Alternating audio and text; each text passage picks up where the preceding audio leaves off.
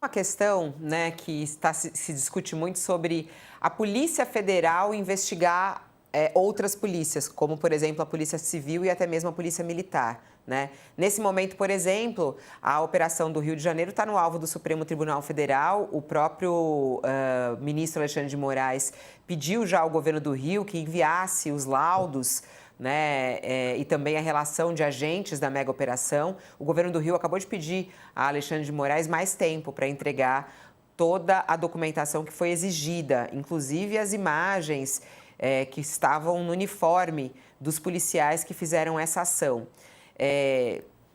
Paralela à questão do combate ao crime organizado, o senhor acredita que a Polícia Federal também tem que investigar a atuação da Polícia Militar, da Polícia Civil, das polícias estaduais em ações como essa?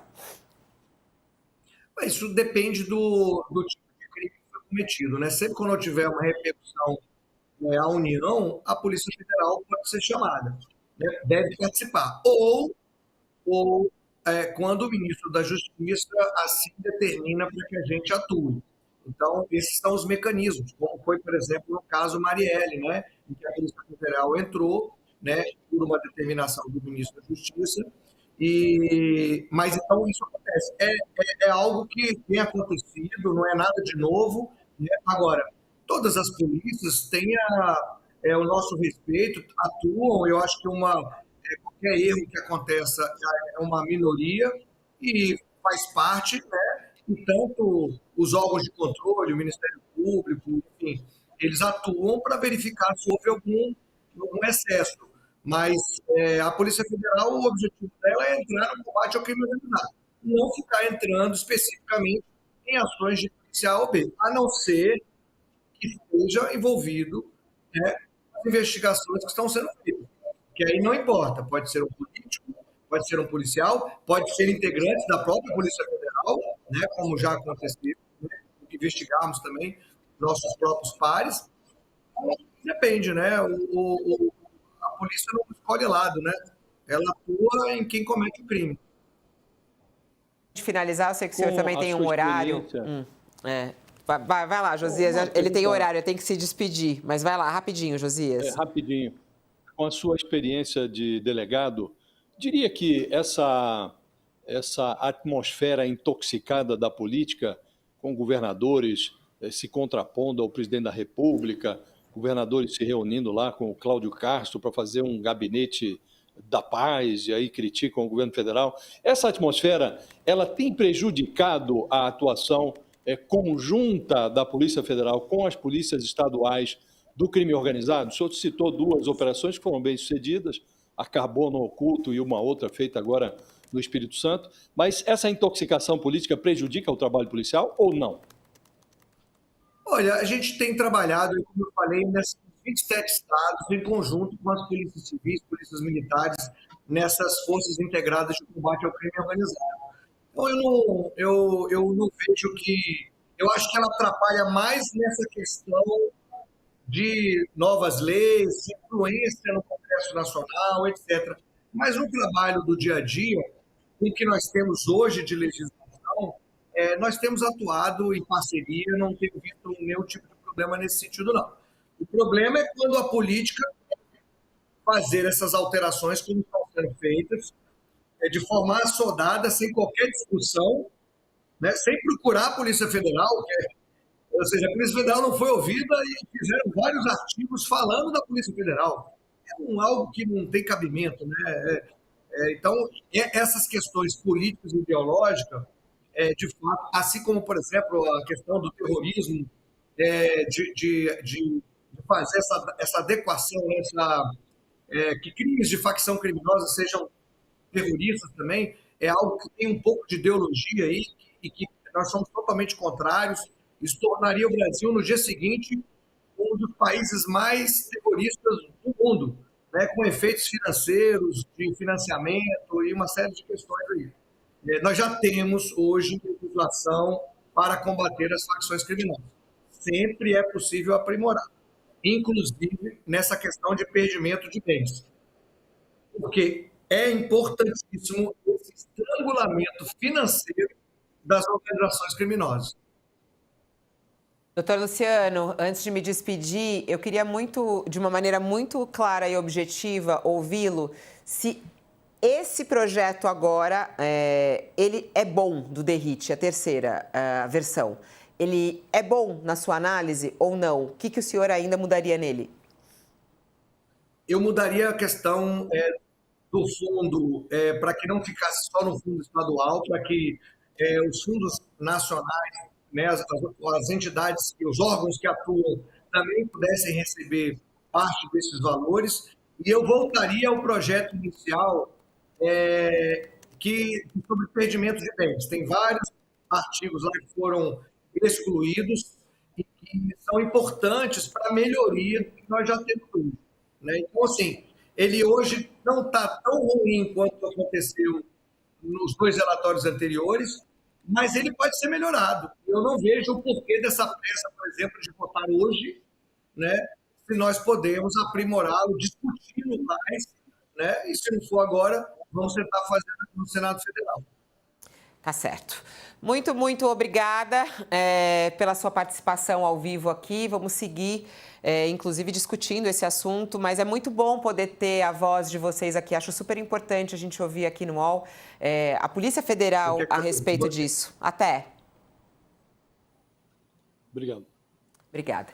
Ô, Josias, é curioso ver, né, como a Polícia Federal foi muito firme, né, ao reagir a esse projeto do DERRIT desde o primeiro momento, né, naquela nota oficial divulgada pela Polícia Federal, que foi muito forte. Depois a gente viu vários integrantes, que nem agora ele mesmo, como presidente da Associação dos Delegados, o quanto isso afetou a Polícia Federal e o quanto a Polícia Federal quis também sensibilizar a sociedade brasileira para isso. Porque uma Polícia Federal forte, independente, ela é de extrema importância para o nosso país, né, Josias? Não tem nenhuma dúvida, não é, Fabíola? Aí a aberração, quando é muito grande, ela não costuma ficar impune, não é?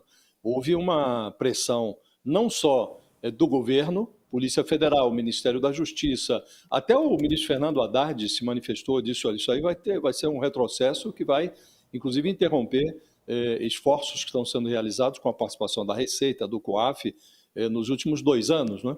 A ministra Gleisi Hoffmann, todo o governo se mobilizou, colocou nas redes sociais um vídeo muito, menos de 1 minuto, 50 e poucos segundos, e o vídeo é muito claro, olha, isso aqui era um projeto antifacção, virou um projeto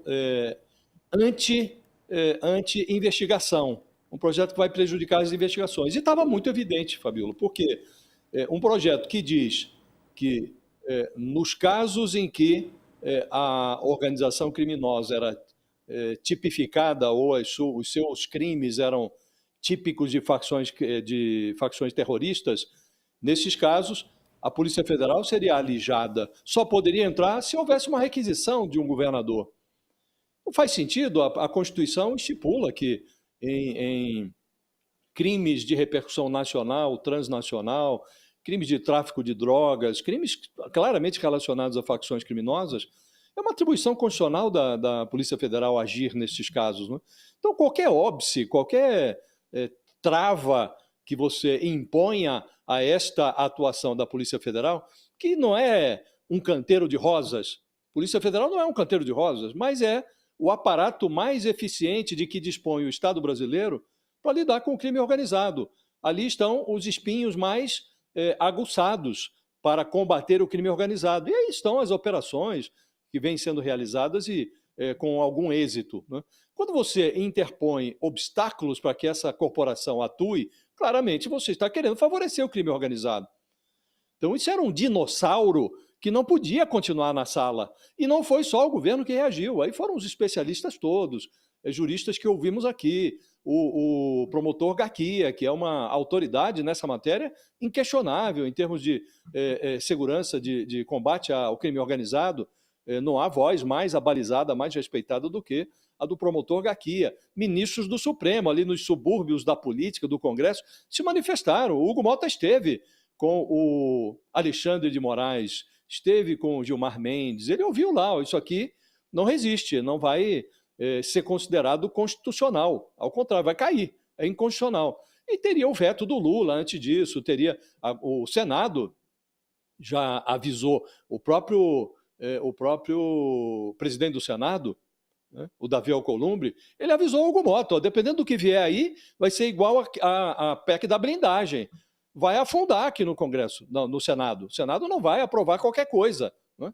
Então eles recuaram, e o recuo foi clamorosamente necessário, Fabiola.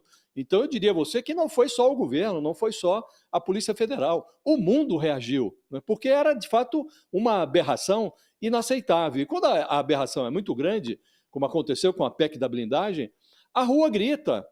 Eu não excluo a hipótese de que novas manifestações de rua acontecessem contra esse projeto. E as manifestações do governo nas redes sociais e do PT, que também divulgou